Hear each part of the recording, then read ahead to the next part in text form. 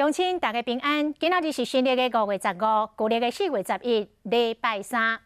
国民党下晡来开中常会，确定总统提名的办法，讲要采用全民调，无要做手机的民调，嘛无要举办辩论会。现场的状况，请记者尹志刚讲予咱知。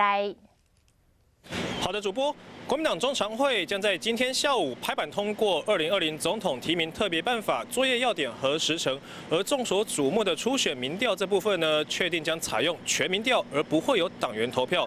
而党内总统初选拟参选人郭台铭建议纳入的手机民调也确定将被排除。采用全民调，国民党强调是依照4月24号中常会一个决议的一个精神哦，所以采用全民调。那初选民调呢，将委托5家民调机构来执行，采用家户的电话簿来抽样，每一家的有效样本数就是至少要3000份，而问卷内容分成政党对比式占85%和党内互比式占15%两种题型哦。政党对比式和对比人选的选择呢，也将由民意调查执行小组来拟定哦。而这一次民调呢，就算零1个百分点也是赢，因此不会进行第2轮的民调设计哦。而国民党也预计将在初选过程中举办3场的国政愿景电视政见说明会，不会办辩论会。但是党中央也强调，如果媒体要自行举办辩论会，不会禁止党内的所有拟参选人来参加。那整个期程呢，预计将在6月10号正式公布初选参选人的名单